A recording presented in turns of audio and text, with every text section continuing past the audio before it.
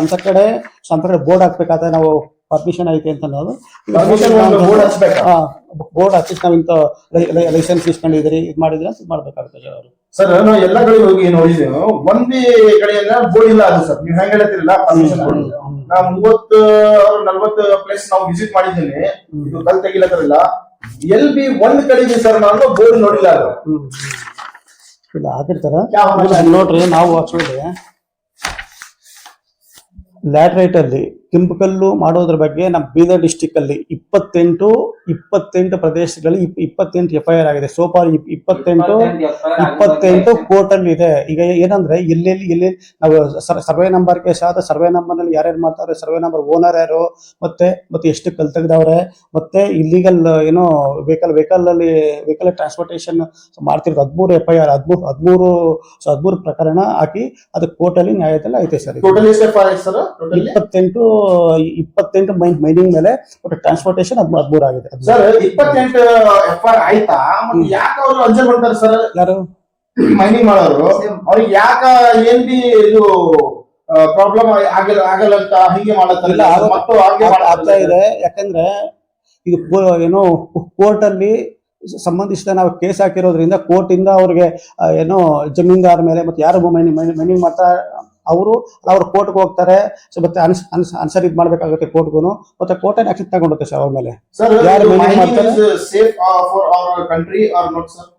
Sir? Actually ಯಾವುದೇ ಒಂದು ಅಭಿವೃದ್ಧಿ ಕಾಮಗಾರಿ ಆಗ್ಬೇಕಂದ್ರೆ ಪ್ರತಿಯೊಂದು ಇದಕ್ಕೆ ಖನಿಜ ಸಂಪತ್ತು ಮುಖ್ಯ ಐತೆ. ಯಾವುದೇ ಮೈನಿಂಗು ಏನೋ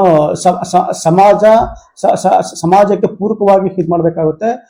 ಏನೋ ಸಾರ್ವಜನಿಕರಿಗೆ ಸಮಸ್ಯೆ ಆಗದಂಗೆ ಇದು ಮಾಡ್ದಂಗೆ. ಬಟ್ ನಮಗೆ ಅತಿ ಮುಖ್ಯವಾದ ಯಾವುದೇ ಮನುಷ್ಯ ಏನೋ ಕಂಟ್ರಿ ಡೆವಲಪ್ಮೆಂಟ್ಗೆ ಖನಿಜ ಸಂಪತ್ತು ಮುಖ್ಯವಾಗಿದೆ ಸರ್. ಇದು ಮೈನಿಂಗ್ ಲಿಂದ ಅರ್ಥಕ್ವಿಕ್ ಚಾನ್ಸಸ್ ಜಾಸ್ತಿ ಆಯ್ತದಿಲ್ಲ? ಮೈನಿಂಗ್ ಇಂದ ಏನು ಆಗೋದಿಲ್ಲ अला सर. नेचुरल कैलामिटीज इससे होते सर ज्यादा माइनिंग पर, तो डिस्ट्रिक्ट में इतना हो रहा है, उसके बावजूद भी आपका ज्यादा वहां पर आंख नहीं बने हुआ. इसकी वजह क्या है? ಇಲ್ಲ ಅರ್ಥಕ್ವೇಕ್ ಇದರಿಂದ ಕೆಮಿಕಲ್ ಆಕ್ಚುಲಿ ಇವೆಲ್ಲ ಇದು ಟಾಪ್ ಸರ್ಫೇಸ್ ಅಲ್ಲಿ ಆಗೋದ್ರಿಂದ ಇಲ್ಲ ಜಾಸ್ತಿ ಮೈನಿಂಗ್ ಮಾಡಿದ್ರು ಅರ್ಥಕ್ವೇಕ್ ಚಾನ್ಸಸ್ ಬರ್ತದೆ. ಅಲ್ಲ ಅರ್ಥಕ್ವೇಕ್ ಬೇರೆ ರೀಜನ್ಸ್ ಇಂದನೂ ಐತೆ, ಬೇರೆ ರೀಜನ್ಸ್ ಅರ್ಥಕ್ವೇಕ್ ಆಗುತ್ತೆ. ಯಾಕಂದ್ರೆ ಇದು ಅರ್ಥಕ್ವೇಕ್ ಹೆಂಗಿರುತ್ತೆ ಅಂದ್ಮೇಲೆ ಒಂದೊಂದು ಎಲ್ಲ ಪ್ಲೇಟ್ಸ್ ಇದ್ದಂಗೆಲ್ಲ ಒಂದೊಂದು ಏನೋ ಅಲ್ಲ ಪ್ಲೇಟ್ಸ್ ಇದ್ದಂಗೆ ಕಂಟಿನ್ಯೂಸ್ ಮೂವ್ಮೆಂಟ್ ಇರುತ್ತೆ. ಅದೇನಾದ್ರು ಕೊಲೈಡ್ ಆಗಿ ಫ್ರಾಕ್ಚರ್ ಅಲ್ಲ ಅರ್ಥಕ್ವೇಕ್ ಆಗೋದು ಬೇರೆ ರೀಜನ್ಸ್ ಎಲ್ಲ ರೀಜನ್ಸ್ ಅರ್ಥಕ್ವೇಕ್ ಆಗುತ್ತೆ. ಸಮುದ್ರದಲ್ಲೂ ಅರ್ಥಕ್ವೇಕ್ ಆಗುತ್ತೆ ಎಲ್ಲ ಕಡೆ.